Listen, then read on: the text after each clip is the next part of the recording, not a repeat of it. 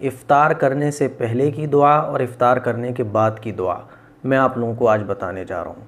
क्योंकि हम लोगों को ये कन्फ्यूज़न रहती है ना कि यार इफ़्तार से पहले कौन सी दुआ पढ़ें और इफ़्तार के बाद कौन सी दुआ पढ़ें। फिर बहुत सारी दुआएं हमारे सामने आ जाती हैं। कोई कह रहा होता है ये पढ़ो, कोई कह रहा होता है वो पढ़ो, कोई कहता है ये हदीस से साबित नहीं है, कोई कहता है ये हदीस से साबित नहीं है। आज मैं आप लोगों को बिल्कुल सिंपल वे में दो दुआएं बताने जा रहा हूँ और ये दोनों दुआ हदीस शरीफ में मौजूद हैं। हदीस की किताब है अबू दाऊद, उसमें ये दोनों दुआएं मौजूद हैं। हुज़ूर अलैहिस्सलातु वस्सलाम इन दोनों दुआओं को पढ़ा करते थे। इफ़्तार से पहले की दुआ है एक, और एक इफ़्तार के बाद की दुआ है।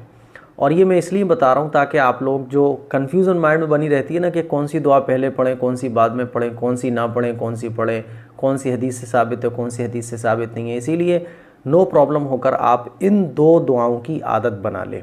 ठीक है, तो इफ़्तार से पहले की जो दुआ है, दुआ तो वैसे बहुत सारी हैं लेकिन मैं आसान तरीके से आपको बता रहा हूँ कि आप इस दुआ को पढ़ लें, नो प्रॉब्लम हो के। ये दुआ हदीस में मौजूद है। हुज़ूर अकरम सल्लल्लाहु अलैहि वसल्लम जब इफ़्तार फरमाते थे तो ये दुआ पढ़ा करते थे, अल्लाहुम्मा लका सुमतु व अला रिज़्क़िका अफ़्तरतु। ये अबू दाऊद में हदीस मौजूद है। इस दुआ का तर्जुमा है, ए अल्लाह, आप ही के वास्ते मैंने रोज़ा रखा और आप ही के रिस्क पर मैंने आप ही के दिए हुए रिस्क में से मैंने रोज़ा इफ़्तार किया। ये दुआ हम इफ़्तार करने से पहले पढ़ें, यानी जब इफ़्तार का वक्त हो जाए तो इफ़्तार शुरू करने से पहले इस दुआ को पढ़ें। इफ़्तार करने के बाद हमारे पैगम्बर मोहम्मद सल्लल्लाहु अलैहि वसल्लम जो थे वो ये दुआ फरमाया करते थे। साहबी फरमाते हैं कि हुज़ूर अलैहिस्सलातु वस्सलाम जब इफ़्तार फरमा लेते तो ये दुआ पढ़ा करते थे।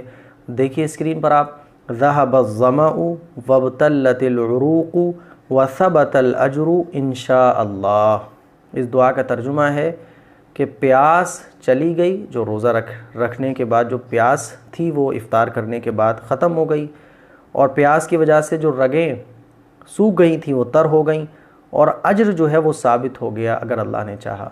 यानी रोज़े में जो कमज़ोरी आई थी, प्यास लगी थी, रगें सूख गई थी, वो सब रोज़ा इफ़्तार करने के बाद ख़त्म हो गई सारी प्रॉब्लम, और अज्र जो आखिरत का है वो हमेशा हमेशा का अज्र है वो साबित हो गया। ये इस दुआ का तर्जुमा है। तो रोज़ा इफ़्तार करने से पहले आप ये दुआ पढ़ लें, अल्लाहुम्मा लका सुमतु व अला रिज़्क़िका अफ़्तरतु, और इफ़्तार करने के बाद आप इस दुआ को पढ़ सकते हैं, ज़हबज़्ज़मअु वब्तल्लतिल उरूक़ु व सबतल अज्रु इंशाअल्लाह। तो बस ये दो दुआएं हैं, ज़्यादा कंफ्यूज ना हो, ज़्यादा ये ना चक्कर में पड़ें कि कौन सी दुआ पढ़ें कौन सी छोड़ें। अच्छा, एक दुआ जो मशहूर है, अल्लाहुम्मा लका सुमतु व बिका आमनतु, अल्लाहुम्मा इन्नी लका सुमतु, ये भी है, व बिका आमनतु व अलैका तवक्कलतु व अला रिज़्क़िका अफ़्तरतु। अगर आपको ये दुआ याद है तो आप ये भी पढ़ सकते हैं, नो प्रॉब्लम। बस ये है कि ये जो दुआएं मैंने आप लोगों को बताई हैं, दोनों ये दुआएं हदीस से साबित हैं, हदीस में मौजूद हैं।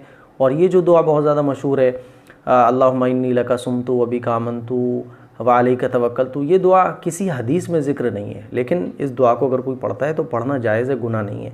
तो बेहतर ये है कि जो दुआ हदीस से साबित हैं उन दुआओं को हम इफ़्तार के वक्त पढ़ें।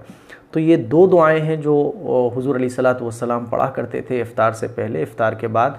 इन दो दुआओं में को आप याद कर लें और रोज़ाना इफ़्तार के वक्त और इफ़्तार के बाद पढ़ने की इसको आदत बना लें। उम्मीद करता हूँ एक छोटी सी क्लिप आप लोगों को बहुत पसंद आई होगी। कमेंट करके ज़रूर बताइए, इस क्लिप को शेयर भी करें ताकि दूसरों तक ये खूबसूरत हदीस से साबित दो दुआएं पहुँच सकें। अस्सलामु अलैकुम व रहमतुल्लाहि व बरकातुहू।